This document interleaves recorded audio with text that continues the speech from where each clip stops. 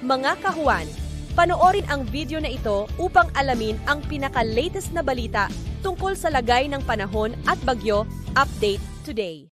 So ito nga pong si Bagyong Ada, kaninang alas 4 ng umaga. Yung sentro po nito ay huli pong namataan malapit pa rin sa may Catanduanes, 135 kilometers east-northeast ng Vira Catanduanes or 395 kilometers sa silangan naman ng Infanta, Quezon. Sa ngayon nga po ay mas humihina na itong si Bagyong Ada. May taglay na lang pong hangin na abot sa 75 kilometers per hour at pagbugso na abot sa 90 kilometers per hour. May kabagalan din po ang kanyang pagkilos pa east-northeastward. At sa ngayon nga po, kung mapapansin natin sa ating latest satellite imagery, ay mas numinipis na din po yung mga kaulapan na dulot nitong si Bagyong Ada na nakakaapekto sa may Luzon. Ngunit wag pakampante yung ating mga kababayan dahil malalakas po yung hangin pa rin na dala nitong si Bagyong Ada, especially po dito sa may eastern sections ng Luzon from northern, central, and sa may southern Luzon. Specifically dito sa may Catanduanes, inaasahan pa rin po natin yung stormy conditions. So malalakas po yung ating hangin at meron pa rin pong mga pag-ulan. At dito rin po sa may Isabela, Aurora, down towards Quezon, Marinduque, Romblon, and also for the rest of Bicol region and for northern Samar, inaasahan pa rin po natin yung mga pabugso-bugsong hangin na may dala pa rin mga pag-ulan ngayong araw. But for Metro Manila and the rest of the country naman po, no, expect naman po natin generally fair weather conditions po tayo, liban na lamang po sa mga afternoon rain showers and thunderstorms. And also, dito naman po sa rest of northern Luzon, sa may Cordilleras and sa nalalabing bahagi ng Cagayan Valley, expect din po natin, meron pa rin po tayong mga pag-ambon and maulap na panahon dahil po sa amihan.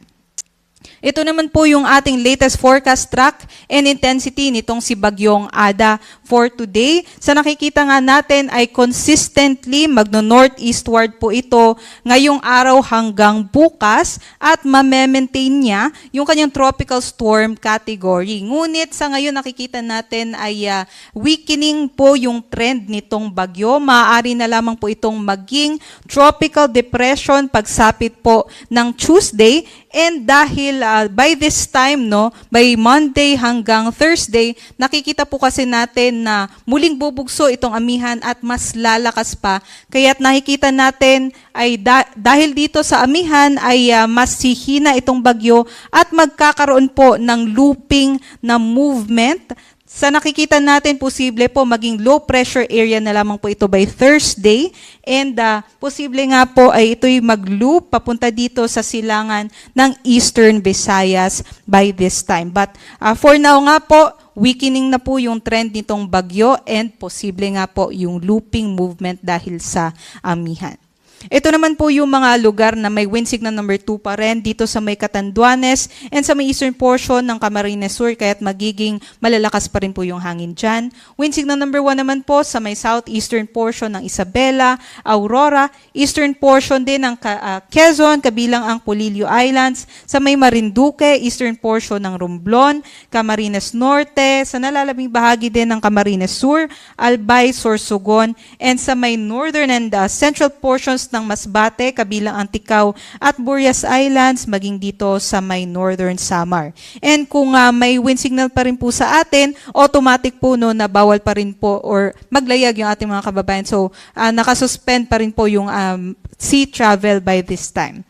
And aside po dito sa mga may wind signals, maaari pa rin pong makaranas ng mga pabugso-bugsong hangin dulot ng amihan ngayong araw dito sa may Batanes, Ilocos Norte, Abra, Cagayan, Isabela, Quirino, Quezon, Romblon, and sa may Eastern Visayas. Inaasahan nga po natin for the next days ay mas lalakas nga po ang amihan. So for tomorrow, meron pa rin pong pabugso-bugsong hangin sa may Batanes, Cagayan, Isabela, Quirino, Ilocos Norte, Abra, Aurora, Quezon, Bicol Region, and sa may Northern Samar.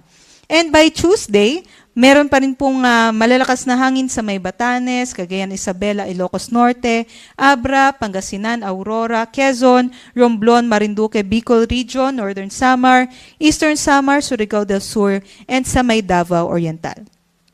At ngayong araw, ito po ang ating 24-hour rainfall forecast kung saan nakikita natin na posible pa rin po yung 50 to 100 millimeters na rainfall sa may Camarines Norte, Camarines Sur, and sa may Catanduanes. Kaya doble ingat pa rin sa mga kababayan natin dyan dahil posible pa rin po yung mga pagbaha at pagguho ng lupa.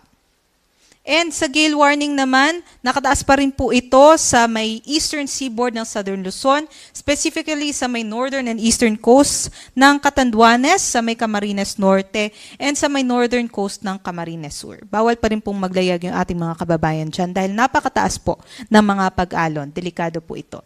And for the storm surge naman po or daluyong, posible pa rin po yung minimal to moderate risk ng daluyong sa may Albay, Camarines Norte, Camarines Sur, Catanduanes, and sa may Sorsogon.